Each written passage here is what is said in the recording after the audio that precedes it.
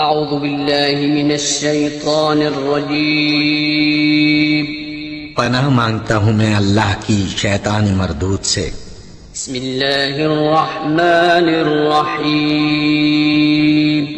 شروع اللہ کا نام لے کر جو بڑا مہربان نہایت رحم۔ اللہ حق تقاته ولا تموتن الا وانتم مسلمون یا ایها الناس اتقوا ربكم الذي خلقكم من نفس واحدة وخلق منها زوجها وبث منهما رجالا كثيرا ونساء واتقوا الله الذي تساءلون به والأرحام إن الله كان عليكم رقيبا يا أيها الذين آمنوا اتقوا الله وقولوا قولا سديدا يصلح لكم أعمالكم ويغفر لكم ذنوبكم ومن يطع الله ورسوله فقد فاز فوزا عظيما أما بعد فإن خير الحديث كتاب الله وخير الهدي هدي محمد صلى الله عليه وسلم وشر الأمور محدثاتها وكل محدثة بدعة وكل بدعة ضلالة وكل ضلالة في النار أعوذ بالله السميع العليم من الشيطان الرجيم من همزه ونفخه ونفسه بسم الله الرحمن الرحيم وقال ربكم ادعوني أستجب لكم إن الذين يستكبرون عن عبادتي سيدخلون جهنم داخرين۔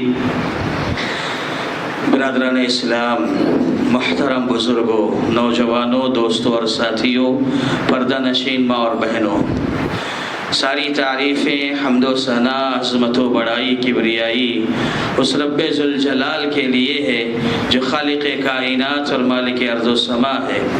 اس کے بعد بے شمار بے انتہا درود و سلام نازل ہو ہم سب کے آخری نبی احمد مجتبی محمد مصطفیٰ صلی اللہ علیہ وسلم کی ذات گرامی پر، جن کی مختلف کوششوں کے نتیجے میں ہم تک دین اسلام پہنچا۔ محترم بھائیوں، میں نے سورہ مومن کی ایک آیت کی تلاوت کی ہے۔ اس آیت میں اللہ تبارک و تعالیٰ کا یہ ارشاد ہوا، اللہ فرما رہا ہے وَقَالَ رَبُّكُمُ ادْعُونِي أَسْتَجِبْ لَكُمْ، کہ تمہارا رب تم سے کہہ رہا ہے کہ تم مجھ سے دعائیں کرو میں قبول کروں گا، تم مجھ سے مانگو میں عطا کروں گا۔ ان الذين يستكبرون عن عبادتي سيدخلون جهنم داخرين، اور جو لوگ بھی اتراتے ہوئے ہماری اس عبادت سے اعراض کریں گے ہم انہیں ذلیل کر کے جہنم میں داخل کر دیں گے۔ میرے بھائیوں، غور کرو، اس آیت کریمہ میں اللہ تبارک و تعالی نے کہا اے میرے بندو مجھ سے دعائیں کرو، مجھ سے مانگو، میں تمہاری ہر دعا کو، ہر پکار کو سننے والا ہوں، قبول کرنے والا ہوں۔ اور اسی طرح کی کچھ باتیں اسی انداز کی اللہ تبارک و تعالی نے سورہ بقرہ میں فرمائی وَإِذَا سَأَلَكَ عِبَادِي عَنِّي فَإِنِّي قَرِيبٌ أُجِيبُ دَعْوَةَ الدَّاعِ إِذَا دَعَانِ فَلْيَسْتَجِيبُوا لِي۔ اے نبی، لوگ میرے بارے میں سوال کرتے ہیں، میرے بندے میرے بارے میں پوچھتے ہیں، تو میں اپنے بندوں سے بہت قریب ہوں۔ میرا بندہ جب مجھے پکارتا ہے، میرا بندہ جب مجھے آواز دیتا ہے، میں اس کی آواز سنتا ہوں، میں اس کی پکار سنتا ہوں، میں قبول کرتا ہوں۔ میرے بھائیوں، ان آیات میں اللہ تبارک و تعالی نے ہمیں یہ حکم دیا ہے کہ ہم رب ذوالجلال سے مانگیں، اس سے دعائیں کریں، اس سے فریاد کریں، اور ساتھ ہی ساتھ اللہ تبارک و تعالی نے یہ وعدہ بھی کیا ہے کہ میرا بندہ اگر مجھ سے دعائیں کرے گا میں اسے قبول کروں گا۔ یہ اللہ کا وعدہ ہے، اللہ قبول کرے گا۔ اور میرے بھائیوں اللہ سے بڑھ کر کون ہوگا جو اپنے وعدوں کو پورا کرے گا؟ ابراہیم علیہ السلام کہتے تھے ان ربی لسمیع الدعاء، ان ربی لسمیع الدعاء، میرا رب تو وہ رب ہے جو میری دعاؤں کو سننے والا ہے، میرا رب وہ رب ہے جو میری دعاؤں کو قبول کرنے والا ہے۔ میرا بھائی ہمارا رب دعاؤں کو قبول کرنے والا ہے، یہ ہمارا ایمان ہے، یہ ہمارا عقیدہ ہے۔ اور جب رب قبول کرتا ہے میرے بھائی تو کیسے کیسوں کی قبول کرتا ہے؟ مسلمان تو مسلمان، مومن تو مومن، اہل توحید تو اہل توحید، اہل ایمان تو اہل ایمان۔ بسا اوقات اللہ تبارک و تعالی کی رحمت جب جوش میں آتی ہے تو مشرکین و کفار کی بھی دعائیں شرف قبولیت سے نوازی جاتی ہیں۔ میرے بھائیو یہ کوئی میں معمولی بات نہیں کر رہا، بہت بڑی بات۔ قرآن مجید اپنی کتاب میں 10 جگہ یہ مضامین بیان کرتا ہے کہ یہ مشرکین، یہ کفار اذا رکبوا فی الفلک دعوا اللہ مخلصین لہ الدین، یہ مشرکین جب سمندر کا سفر کرتے تھے، کشتی کا سفر کرتے تھے، اور جب ان کا سفینہ خراب موسم سے دوچار ہو جاتا تھا، ان کا سفینہ طوفان کی مجدار میں پھنس جاتا تھا، جب ان کی کشتی بیچ سمندر میں پھنس جاتی اور پھر لہریں آتی، موجیں آتی، کشتی ڈگمگانے لگتی اور ایسا منظر ہوتا کہ اب ڈوبے کہ تب ڈوبے، ایک موج آ رہی ہے، دوسری موج آ رہی ہے، یہ موج ڈبائے گی کہ وہ موج ڈبائے گی، ایسا منظر ہوتا ہے۔ اور ایسی حالت میں یہ مشرکین اللہ اکبر جو ابھی تک اللہ کو نہیں جانتے، اللہ کو نہیں پکارتے تھے، اس مصیبت میں جب گرفتار ہوتے ہیں تو پورے اخلاص کے ساتھ اللہ کو آواز دیتے ہیں، اور اللہ کو پتہ بھی ہے ہم انہیں اگر نجات دے دیں گے، ان کی پکار قبول کر لیں گے، یہ نجات پانے کے بعد پھر شرک کریں گے، اللہ کو معلوم ہے۔ لیکن اس کے باوجود میرے بھائی جب تھوڑی دیر کے لیے ان کے پاس اخلاص آ گیا، تھوڑی دیر کے لیے جب یہ اللہ کو پکارنے لگے اخلاص کے ساتھ، اللہ تبارک و تعالی باوجود اس کے کہ یہ پھر شرک کریں گے، اللہ تعالیٰ ان کی کشتی کو ساحل پر لگا دیتا ہے، اسے نجات دے دیتا ہے۔ فَلَمَّا نَجَّاهُمْ إِلَى الْبَرِّ، جب اللہ تعالیٰ انہیں ساحل پر لگاتا ہے، اِذَا هُمْ يُشْرِكُونَ، پھر وہ شرک کرنے لگتے ہیں۔ تو میرا رب تو وہ رب ہے کہ اگر مشرک اور کافر بھی حالات کے تحت وقت ضرورت اگر اخلاص کے ساتھ پکار لے تو میرا رب اس کی بھی سن لیتا ہے۔ تو اہل ایمان کی تو بات الگ ہے۔ میرے بھائیوں میں آج کے اس خطبہ جمعہ میں یہ بتانا چاہتا ہوں کہ مقام بندگی میں بندہ جب اس مقام بندگی میں ایک مقام وہ بھی آتا ہے کہ بندہ اس درجے پر اس مقام پر پہنچتا ہے کہ اللہ تبارک و تعالیٰ کے پاس وہ مستجاب الدعوات بن جاتا ہے، اس کی ہر دعا رب ذوالجلال کی بارگاہ میں شرف قبولیت پاتی ہے۔ وہ جو بھی اللہ سے کہتا ہے اللہ اسے عطا کرتا ہے، جو بھی مصیبتیں آتی ہیں اللہ کے سامنے اپنا دامن پسارتا ہے، اللہ اسے قبول کرتا ہے۔ یعنی بندہ مقام بندگی میں اس مقام تک پہنچ جاتا ہے کہ اللہ تبارک و تعالیٰ کے پاس مستجاب الدعوات بن جاتا ہے۔ میرے بھائیوں اگر آپ مطالعہ کریں گے سلف صالحین کی زندگی کا، صحابہ کی زندگی کا، انبیاء کرام کی زندگی کا اگر مطالعہ کریں گے آپ کو پتہ چلے گا کہ بہت سارے لوگ مستجاب الدعوات بنے ہیں۔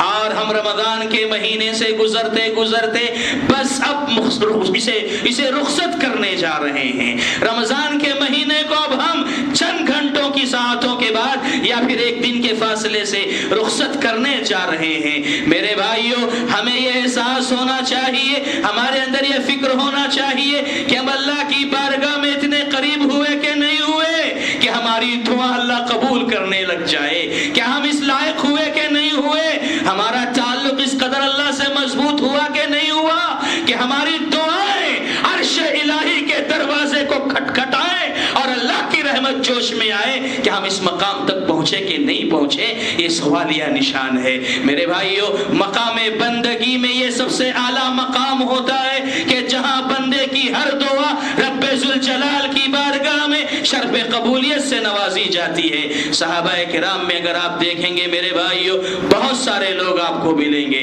جن کی دعائیں اللہ تعالیٰ کے پاس مقبول ہوتی تھی، منظور ہوتی تھی، وہ مستجاب الدعوات تھے۔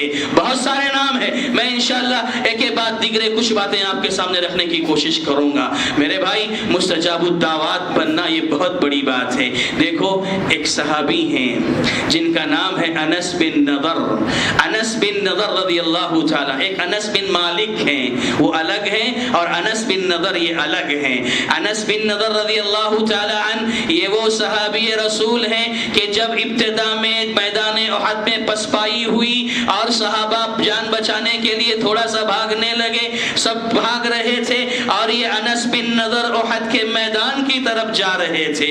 لوگوں نے کہا انس کہاں جا رہے ہو؟ حالات بڑے عجیب ہیں وہاں پر۔ کہتے ہیں انس مجھے احد کی پہاڑیوں کی طرف سے جنت کی خوشبو آ رہی ہے۔ سبحان اللہ، یہ انس وہاں پہنچے، میدان جنگ میں گئے اور لڑتے لڑتے شہید ہو گئے۔ ایک زخم نہیں، 80 سے زیادہ زخم انہیں لگے، تلوار کے زخم، بھالے کے زخم، نیزے کے زخم، اللہ اکبر، چہروں پہ ایسے مار لگی، ایسے زخم لگے کہ انس بن نضر کا پورا چہرہ بگڑ گیا، پہچاننے میں نہیں آ رہے تھے کہ یہ انس ہیں۔ مجبور ہو کر کے ان کی بہن کو بلایا گیا، ان کی بہن نے انگلیوں کے پور سے پہچان کر نشاندہی فرمائی کہ یہ میرے بھائی انس بن نضر ہیں۔ میرے بھائی یہ انس ہیں اور یہ مستجاب الدعوات میں سے ہیں۔ میں آپ کو بتانا چاہتا ہوں، انس بن نضر رضی اللہ تعالی عنہ کی ایک بہن تھی، حدیث میں آتا ہے یا پھوپھی تھی،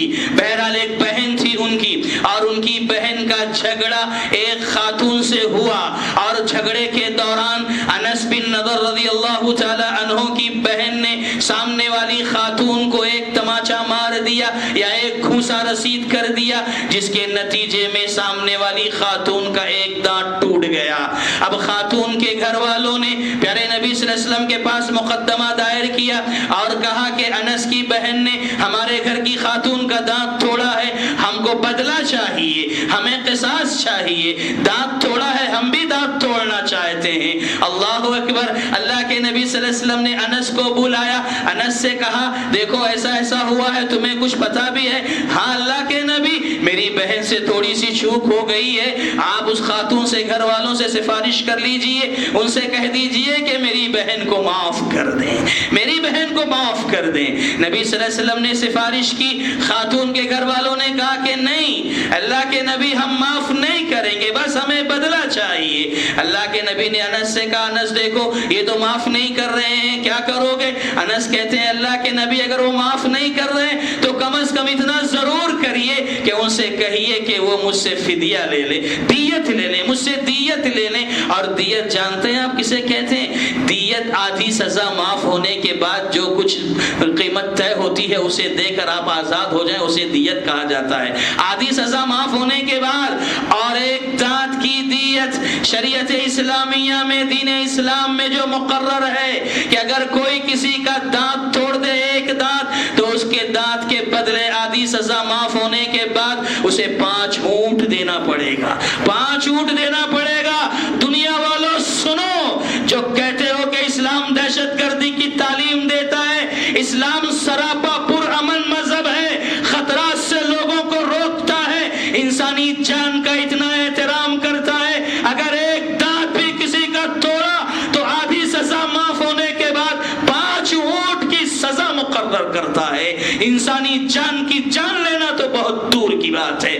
بہرکیف پیارے نبی محمد رسول اللہ صلی اللہ علیہ وسلم سے کہا انس بن نضر نے، اے اللہ کے نبی ان سے کہیے کہ دیت لے لیں، میں دیت لینے کے لیے تیار ہوں۔ اللہ کے نبی صلی اللہ علیہ وسلم نے ان خاتون کے گھر والوں سے کہا کہ دیکھو یا تو انس کو معاف کر دو، ان کی بہن کو معاف کر دو، یا تو دیت لے لو۔ انس کے خاتون کے گھر والے کہتے ہیں نہیں اللہ کے نبی، نہ تو ہم معاف کریں گے نہ تو ہم دیت لیں گے، دانت توڑا ہے دانت توڑیں گے، ہمیں بدلہ لینا ہے، قصاص لینا ہے۔ اللہ اکبر، پیارے نبی صلی اللہ علیہ وسلم انس سے کہتے ہیں انس دیکھو معاملہ گمبھیر ہے، اب تمہاری بہن کے دانت توڑنے کا معاملہ سامنے آ چکا ہے، اب بات توڑا جائے گا۔ انس کہتے ہیں اللہ کے نبی کیا میری بہن کا دانت توڑا جائے گا؟ ربیہ ان کا نام تھا، کیا ربیہ کا دانت توڑا جائے گا؟ اللہ کے نبی کہتے ہیں ہاں انس، اللہ کی کتاب میں تو یہی قانون ہے، اللہ کی کتاب میں تو یہی دستور ہے کہ آنکھ کے بدلے آنکھ، کان کے بدلے کان، ناک کے بدلے ناک، دانت کے بدلے دانت توڑا جائے گا۔ اللہ کی کتاب میں تو یہ فیصلہ ہے، توڑا جائے گا دانت۔ انس بن نضر رضی اللہ تعالی عنہ نے جب یہ سنا تو جوش میں آ گئے اور اپنی بہن کی محبت میں جذبات سے مغلوب ہو کر انکنٹرول ہو جاتے ہیں اور ان کی زبان سے جملہ نکلتا ہے والذی بعثک بالحق والذی بعثک بالحق لن تکسر ثنیتها، اے اللہ کے نبی قسم ہے اس رب ذوالجلال کی جس نے آپ کو پیغام حق کے ساتھ بھیجا ہے، میری بہن کا دانت نہیں توڑا جائے گا۔ ایسا نہیں ہو سکتا کہ میری بہن کا دانت توڑا جائے۔ اللہ اکبر، انس نے قسم کھا لی اللہ کی اور یہ اللہ کا حوالہ دے کر کہہ دیا یہ ہو نہیں سکتا کہ میری بہن کا دانت توڑا جائے۔ کیا نبی کی مخالفت کر رہے تھے؟ نہیں، بہن کی محبت میں سرشار ہو چکے تھے وہ، اور بہن کی محبت میں کہہ دیا جملہ نہیں ہو سکتا کہ دانت توڑا جائے۔ اب آگے سنیے، پیارے نبی محمد رسول اللہ صلی اللہ علیہ وسلم بیان کرتے ہیں کہ ابھی تک وہ خاتون کے گھر والے نہ تو دیت لینے کے لیے تیار تھے، نہ معاف کرنے کے لیے تیار تھے۔ یہاں انس نے کیا قسم کھائی، ہم نے منظر دیکھا کہ فوراً وہ خاتون کے گھر والے آئے اور کہنے لگے اے اللہ کے نبی جانے دیجئے، ہم نے انس کی بہن کو معاف کر دیا۔ یہ سننا تھا، یہ دیکھنا تھا کہ پیارے نبی محمد رسول اللہ صلی اللہ علیہ وسلم کی زبان سے جملہ نکلا، آپ نے کہا ان من عباد اللہ، ان من عباد اللہ من لو اقسم علی اللہ لابرہ، کہ اللہ کے بندوں میں کچھ بندے ایسے ہوتے ہیں، اللہ کے بندوں میں سے کچھ بندے اس مقام تک پہنچ جاتے ہیں کہ جب وہ اللہ کی بارگاہ میں قسم کھا لیتے ہیں تو اللہ تبارک و تعالی ان کے حق میں اپنے عرش سے فیصلے سنا دیتا ہے، ان کی رائے کے مطابق اللہ تعالی آسمان سے وہی نازل کر دیتا ہے۔ میرے بھائیو، یہ انس بن نضر تھے جو مستجاب الدعوات تھے، اور کہنا یہی ہے کہ آپ اور ہم یہ سوچیں، یہ سمجھیں کہ مستجاب الدعوات ہم بن پا رہے ہیں کہ نہیں، اور یہ ایسا نہیں ہے کہ صرف انبیاء، صحابہ، سلف صالحین ہی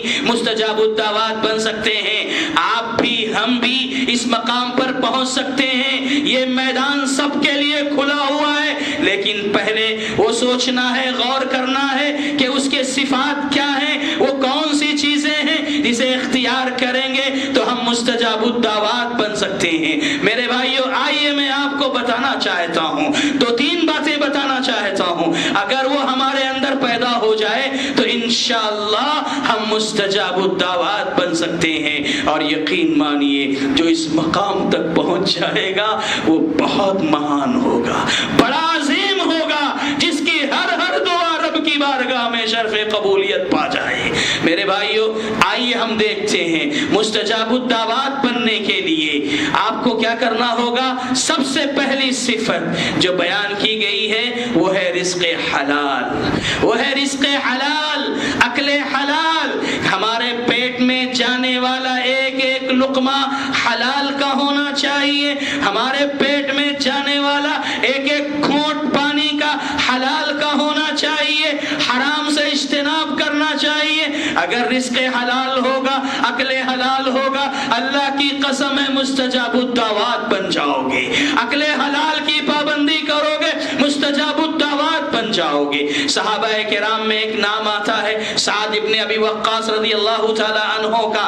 سعد ابن ابی وقاص رضی اللہ تعالی عنہ یہ مستجاب الدعوات تھے، ان کی دعائیں اللہ کے پاس قبول کی جاتی تھیں، اور میرے بھائیو یہ صحابہ کے درمیان مدینے میں معروف تھے، مشہور تھے کہ یہ ہاتھ اٹھا لیتے ہیں تو دعا قبول ہو جاتی ہے، اور یہاں تک مشہور ہو گیا کہ اگر کسی کا کچھ معاملہ انس سے ہو جائے، سعد بن ابی وقاص سے ہو جاتا اور سعد تھوڑا سا ناراض ہوتے اور ہاتھ اٹھانے لگتے دعا کے لیے تو سامنے والا آ کر معافی مانگ لیتا کہ نہیں سعد دعا مت کرو، دعا مت کرو، ہم اپنی معافی مانگتے ہیں، غلطی کا اقرار کرتے ہیں۔ یہ سعد بن ابی وقاص تھے جن کی دعائیں اللہ کی بارگاہ میں قبول ہوا کرتی تھی۔ یہ سعد بن ابی وقاص یہ وہ ہیں جن سے پیارے نبی محمد رسول اللہ صلی اللہ علیہ وسلم نے ایک موقع پر کہا تھا، اے سعد اتب مطعمک، اتب مطعمک یستجاب لک، اتب مطعمک یستجاب لک۔ اے سعد سنو، اپنی پاکیزہ کمائی کا خیال رکھو، جو بھی کھاؤ حلال کھاؤ، جو بھی کھاؤ حلال کھاؤ، اکل حلال کا خیال رکھو۔ اگر یہ رکھو گے خیال، یاد رکھو تم اللہ تعالیٰ کے پاس مستجاب الدعوات بن جاؤ گے، تمہاری ہر دعا اللہ کے پاس مقبول ہو جائے گی، خیال رکھو۔ اور تو اور یہ سعد بن ابی وقاص ہیں جن کے بارے میں خود پیارے نبی محمد الرسول اللہ صلی اللہ علیہ وسلم نے دعا فرمائی تھی، ایک موقع پر کہا تھا، اللہم استجب، اللہم استجب لسعد اذا دعاک، اے اللہ تو سعد کی ہر دعا کو قبول کرنا، جب جب وہ دعا کریں ان کی دعاؤں کو شرف قبولیت عطا کرنا۔ یہ پیارے نبی محمد الرسول اللہ صلی اللہ علیہ وسلم کی دعا تھی سعد رضی اللہ تعالیٰ عنہ کے حق میں۔ تو میرے بھائیوں، سعد یہ وہ صحابی ہیں جو کہتے ہیں کہ میں نے اپنی زندگی میں جب جب کوئی لقمہ کھایا ہے، جب جب کوئی کھانا یا دانا میرے منہ میں گیا ہے، میں ہر لقمے کے بارے میں جانتا ہوں کہ میں نے وہ کس کمائی سے کھایا ہے۔ اللہ اکبر، یہ مستجاب الدعوات۔ تو میرے بھائیوں، جس طرح رزق حرام سے، حرام کمائی سے دعائیں قبول نہیں ہوتی، وہیں پر رزق حلال اگر ہو تو دعائیں قبول ہوتی ہیں، آپ مستجاب الدعوات بن سکتے ہیں۔ اور یہ سعد بن ابی وقاص ہیں جن کے بارے میں آپ نے پڑھا ہے، سنا ہے کہ یہ سعد ہیں جب عمر بن خطاب نے انہیں کوفہ کا گورنر بنایا تھا اور وہ وہاں پر گورنری کر رہے تھے، وہاں سے ایک شخص نے ایک لیٹر لکھا، خط لکھا، امیر المومنین کے پاس، کہا کہ سعد ہمارے درمیان ایسے ہیں جو ذمہ داریوں کو ادا نہیں کرتے، نماز صحیح طریقے سے نہیں پڑھاتے، انصاف نہیں کرتے، کچھ شکایتیں لکھ کر بھیج دی۔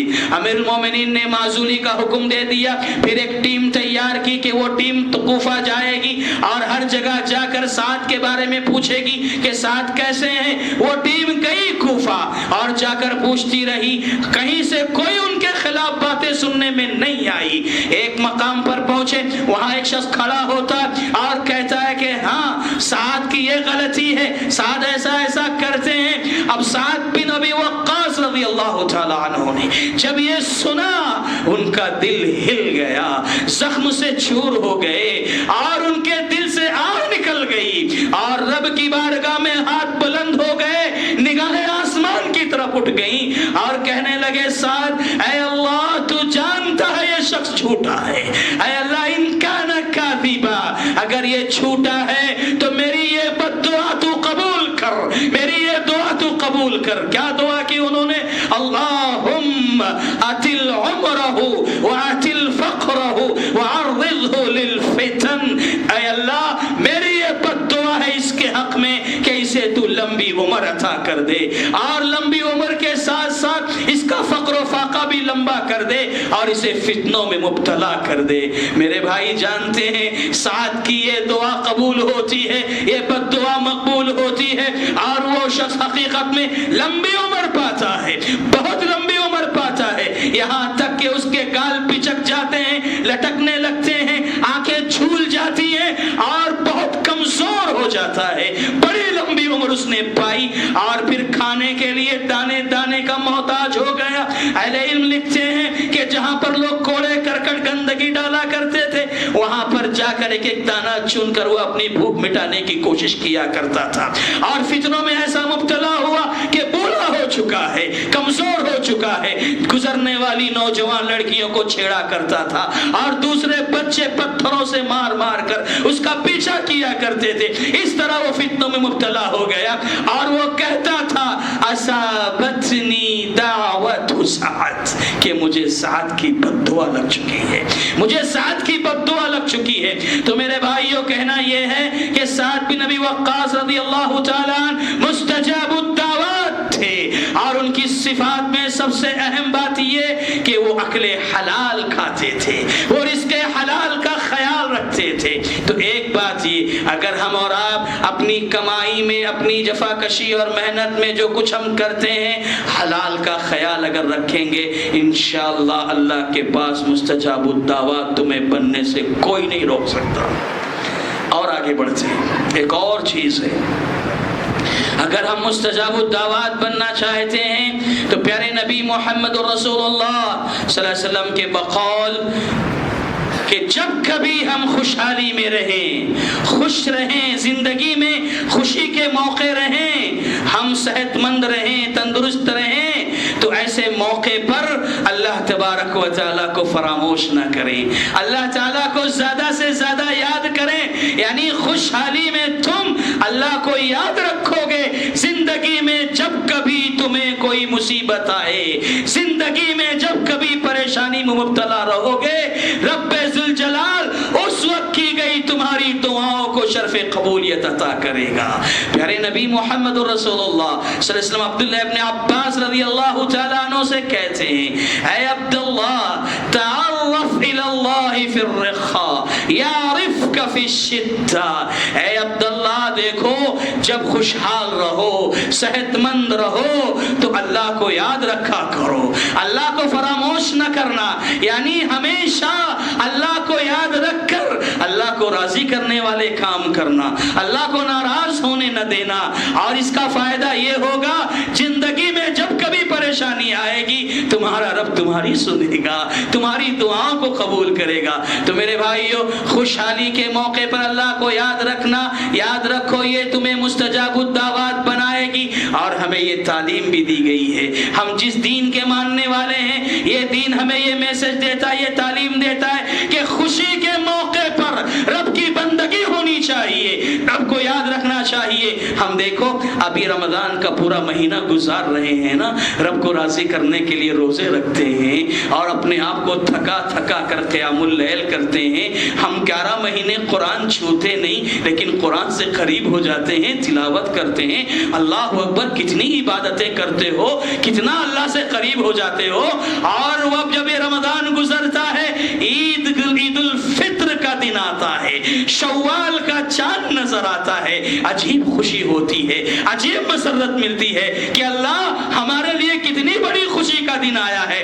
ایسے خوشی کے موقع پر اللہ تبارک و تعالیٰ کا، ہمارے نبی کا یہ حکم ہے کہ اللہ تعالیٰ کو یاد کرو اور 2 رکعت نماز پڑھ کر کے اپنی خوشی مناؤ، اور اپنی زبان پر یہ نعرے لایا کرو، یہ ترانے لایا کرو، اللہ اکبر، اللہ اکبر، لا الہ الا اللہ، اللہ اکبر، اللہ اکبر وللہ الحمد۔ عید الفطر ہو یا عید الاضحیٰ ہو، خوشی کی گھڑیاں ہیں، خوشی کا موقع ہے۔ ہمارا اسلام ہمیں تعلیم دیتا ہے ایسے موقع پہ اللہ کو فراموش نہ کرو۔ مگر افسوس یہ ہے ہمارے کتنے لوگ ابھی جانتے ہیں آپ کیا کیے ہوں گے، اب کل عید ہے اگر تو ایڈوانس بکنگ ہو گئی ہوگی سنیما ہالوں کی، کوئی نئی فلم آ رہی ہے، کوئی نئی فلم ریلیز ہو رہی ہے، کہیں بے حیائی کا تماشا ہوگا، کہیں بے حیائی کے اڈے لگیں گے، آج کی نسل ہماری وہاں ایڈوانس بکنگ کر کے رکھی ہوگی۔ اللہ ہم سب کی حفاظت فرمائے۔ یہ ہمارا حال رہے گا تو مستجاب الدعوات کیسے بنیں گے میرے بھائی؟ تو کہا اللہ کے نبی صلی اللہ علیہ وسلم نے اگر تم مستجاب الدعوات بننا چاہتے ہو تو خوشی کے موقع پہ اللہ کو یاد رکھو۔ ایک حدیث میں آپ نے فرمایا من سرہ ان یستجیب اللہ لہ عند الشدائد فلیکثر الدعاء فی الرخاء، کہا کہ اگر کوئی شخص یہ چاہتا ہے کہ اللہ تعالیٰ مصیبت میں، پریشانی میں، تکلیفوں میں اسے مستجاب الدعوات بنا دے، اس کی دعائیں قبول کرے، تو اس کو چاہیے کہ وہ خوشحالی میں اللہ کو زیادہ یاد کیا کرے، اللہ سے زیادہ دعائیں کیا کرے۔ یہ بات یعنی گویا دوسری صفت یہ ہوئی کہ ہمیں خوشی کے موقع پہ اللہ کو یاد رکھنا چاہیے۔ تیسری بات، تیسری چیز جو ہمیں اور آپ کو مستجاب الدعوات بنائے گی میرے بھائی، وہ جانتے ہیں کیا ہے؟ بڑی عجیب چیز ہے وہ اور بڑی اہم چیز ہے وہ، اور وہ ہے ماں باپ کی خدمت کرنا، والدین کی خدمت کرنا، ماں باپ کا خیال رکھنا، ماں باپ کا احترام کرنا۔ ان کی عزت کرنا، اور خصوصاً جب ماں باپ اپنی زندگی کے آخری مرحلے پر پہنچ جاتے ہیں، کمزور ہو جاتے ہیں، بوڑھے ہو جاتے ہیں، ان کا خیال رکھنا، ان کی عزت کرنا، ان کا لمحہ لمحہ خیال کرنا، ان کے پاس وقت گزارنا. یاد رکھو یہ ماں باپ کی خدمت اللہ کی قسم ہے تمہیں مستجاب الدعوات بنا دے گی.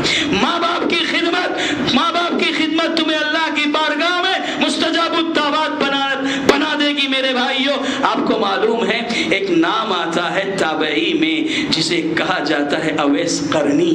اویس قرنی رحمہ اللہ یہ نبی صلی اللہ علیہ وسلم کے زمانے میں تھے، یمن میں رہتے تھے، نبی مدینے میں تھے، اور یہ نبی سے ملاقات کر لیتے، صحابی کا شرف انہیں مل جاتا. یہ نبی کی موجودگی میں صحابی بن نہیں سکے، کیونکہ صحابی بننے کے لیے ضروری تھا کہ نبی کے زمانے میں ہونے کے ساتھ ساتھ نبی کے چہرے کا دیدار بھی ہو جائے، نبی کو دیکھا بھی جائے، نبی سے ملاقات بھی کی جائے تو صحابی کا شرف ملے گا. اب یہاں اویس قرنی یمن میں ہیں اور جانتے ہیں نبی مدینے میں ہیں. اب یہ سوچتے بھی ہوں گے کہ مجھے صحابی بننا ہے، صحابی کا شرف حاصل کرنا ہے. میرے بھائیوں، لیکن جانتے ہیں کیا ہوا؟ یہ اویس قرنی ہیں، ان کے پاس ان کی ایک کمزور ماں تھی، ان کی ایک بیمار ماں تھی، اور وہ 24 گھنٹے اپنی ماں کی خدمت میں لگے رہتے تھے. اب جب نبی کے بارے میں پتا چلا مدینے میں ہیں، ان کے پاس دو ہی آپشن تھے. ایک تو یہ تھا کہ مدینے جاؤں اور نبی سے ملاقات کر کے صحابی بن کر آ جاؤں. ایک تو یہ آپشن تھا. لیکن اگر وہاں جاتے ہیں تو یہاں میری بوڑھی ماں کا کیا ہوگا؟ میری بوڑھی ماں کا خیال رکھے گا کون؟ میری بوڑھی ماں کو دیکھے گا کون؟ یہ سوچ کر اویس قرنی رحمہ اللہ نے یہ فیصلہ لے لیا کہ نہیں، جب تک میری ماں زندہ ہے، سلامت ہے، میں اس کی خدمت کرتا رہوں گا، اور میری ماں کی زندگی جب وفا نہ کرے، دنیا سے رخصت ہو جائے اور پیارے نبی سلامت رہے تو انشاءاللہ میں ضرور مدینے جا کر کے ملاقات کروں گا. لیکن میرے بھائی کیا ہوا؟ ان کی ماں سے پہلے پیارے نبی محمد الرسول اللہ صلی اللہ علیہ وسلم دنیا سے رخصت ہو گئے.